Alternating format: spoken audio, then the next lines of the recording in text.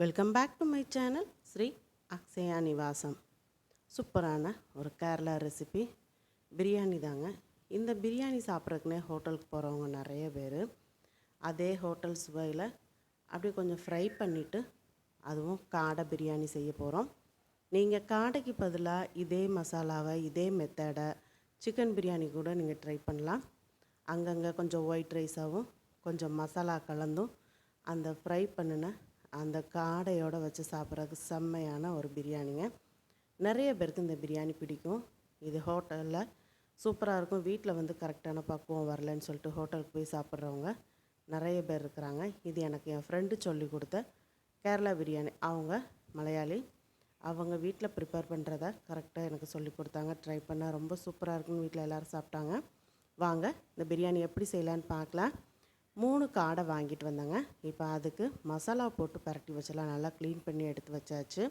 2 spoon அளவுக்கு புளிப்பு இல்லாத தயிர் சேர்த்துக்கோங்க. கூடவே 1/2 ஸ்பூன் மஞ்சத்தூள் சேர்த்துக்கோங்க. இஞ்சி பூண்டு பேஸ்ட் 2 ஸ்பூன் அளவு சேர்த்துக்கோங்க. இந்த மசாலாலாம் போட்டு பரட்டிட்டு நல்லா ஊற வச்சு நம்ம செய்யும்போது பிரியாணி சூப்பராக இருந்துச்சு. 2 ஸ்பூன் அளவுக்கு மிளகாத்தூள் உங்கள் காரத்துக்கு ஏற்ற மாதிரி நீங்கள் சேர்த்துக்கோங்க. கூடவே 1 ஸ்பூன் அளவுக்கு மல்லித்தூள், தனி மல்லித்தூள் தான் சேர்த்துருக்கிறேன். கூடவே 3 காடைக்கு தேவையான அளவுக்கு உப்பு சேர்த்துருக்கிறேன். 1/2 மூடி எலுமிச்சப்பழ சாறு சேர்த்துருக்கிறேன். இப்போ தண்ணி எதுவும் சேர்க்காம நம்ம அதில் சேர்த்துருந்த அந்த தயிர்லேயே மசாலாவை இப்போ பிசைஞ்சு விட்டுடலாம். இப்போ கழுவி ரெடி பண்ணி வச்சுருக்கிற காடையை நம்ம சேர்த்துடலாம். பிரியாணிக்குங்கிறதுனால காடையை மேலாப்பில் லேசாக 4 கீரல் மட்டும் போட்டு வாங்கிட்டு வந்திருக்கிறேன். இப்போ இந்த மசாலாலாம் அந்த காடையோட அந்த நெஞ்சுக்குள்ளெல்லாம் போகிற மாதிரி நல்லா மசாலா போட்டு பரட்டிடுங்க.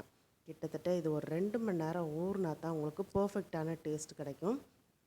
இதுவே நீங்கள் சிக்கன் வாங்கியிருக்கிறீங்க, லெக் பீஸ் வாங்கியிருக்கிறீங்கன்னா நீங்கள் காடைக்கு பதிலாக அந்த லெக் பீஸை சேர்த்துட்டு இந்த மாதிரி மசாலா போட்டு பரட்டி குறைஞ்சது 2 மணி நேரம் ஊறினா தாங்க அந்த உப்பு காரமெல்லாம் நல்லா பிடிச்சி கரெக்டாக அந்த டேஸ்ட்டு கிடைக்கும்.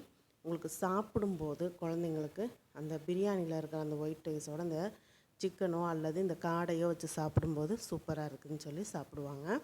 இப்போ நல்லா அந்த உள்ளுக்குள்ளெல்லாம் மசாலா போகிற மாதிரி நல்லா தடவியாச்சு. ஒரு மூடி போட்டு நம்ம 2 மணி நேரம் ஊற விட்டுறலாம். 2 மணி நேரம் கழித்து நம்ம பிரியாணி செய்ய ஆரம்பிச்சிடலாம். இப்போ பாஸ்மதி அரிசி நான் 20 நிமிஷம் ஊற வச்சுருக்கிறேன். இந்த பாஸ்மதி அரிசியை இப்போ வேக வச்சு வடித்து எடுத்துக்கலாம். ஆல்ரெடி அவங்க வந்து வடித்து தான் எப்போவுமே பிரியாணி செய்கிறது வழக்கம். நான் வந்து ஒரு 1/4 கிலோ அளவுக்கு அரிசி எடுத்துருக்கிறேன்.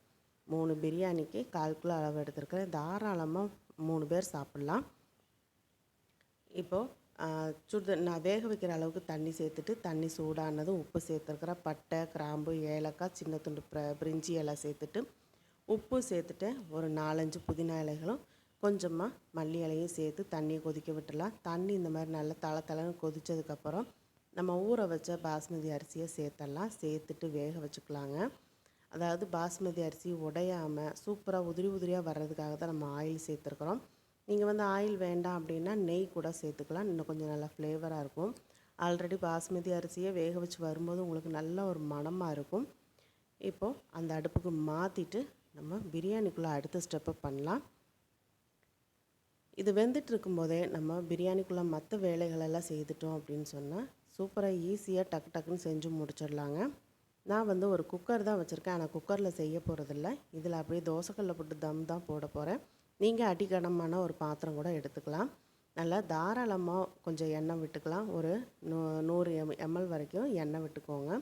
இதில் நல்லா ஒரு 1/4 கிலோ அளவுக்கு நீளமாக நறுக்குன பெரிய வெங்காயம் சேர்த்து நல்லா ஃப்ரை பண்ணி எடுத்துக்கலாம். அதாவது தீஞ்சு போகக்கூடாது, நல்லா கிறிஸ்பியாக ஆகணும். அந்த அளவுக்கு வறுத்து எடுத்துக்கலாம். வெங்காயத்தை இந்த மாதிரி அடிக்கடி கிளறி விட்டீங்க அப்படின்னா ஒன்று போல் வறுபட்டு வரும். இந்த பக்கம் அரிசி வெந்துட்டுருக்குது. இன்னும் கொஞ்சம் வேகணும். இப்படி எடுத்து உடச்சி பார்த்திங்கன்னா நறுக்குன்னு இருக்கக்கூடாது. கொஞ்சம் பூ மாதிரி இருந்தால் தான் நம்ம வடித்து அப்புறம் தம் போடுறதுக்கு சரியாக இருக்கும். இப்போ வெந்துட்டு இருக்கும்போதே அதுலேருந்து கொஞ்சமாக தண்ணி எடுத்து நான் வச்சுக்கிறேன்.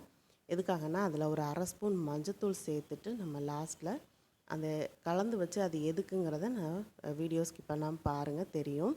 இப்போ வெங்காயத்தை இந்த மாதிரி நல்லா கிளறி விட்டுட்டே வறுத்து எடுத்துக்கலாம். நீங்கள் இன்னும் ஸ்ரீ அக்ஷயா நிவாசம் சேனலை சப்ஸ்கிரைப் பண்ணலன்னா சப்ஸ்கிரைப் பண்ணிக்கோங்க. சப்ஸ்கிரைப் பண்ணும்போது ஆளுங்கிற பெல் பட்டனோட சப்ஸ்கிரைப் பண்ணிக்கோங்க.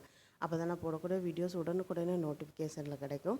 அந்த பக்கம் ரைஸ் வந்து வெந்து நம்ம காய் வடிக்கிற ஜல்லடையில் வடித்து எடுத்து வச்சுட்டாங்க. இந்த பக்கம் நல்லா வெங்காயம் நல்லா வறுபட்டு வந்துருச்சு. இந்த மாதிரி வறுபட்டு வந்ததுன்னா ஆறுனதுக்கப்புறம் பார்த்திங்கன்னா கையில் எடுத்தோன்னா அப்படியே பொடி பொடியாக உதிர்ந்து வர்ற மாதிரி இருக்கும்.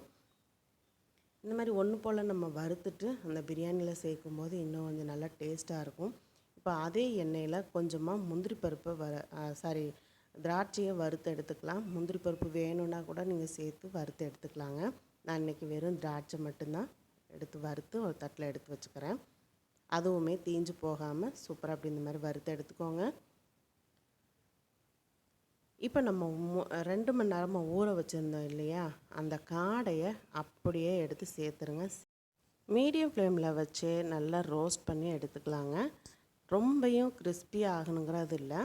அதாவது 2 பக்கமும் நல்லா வெந்து இருக்கணும். அதே சமயத்தில் அதோட முதுகு பகுதியும் நல்லா வெந்திருக்கணும்.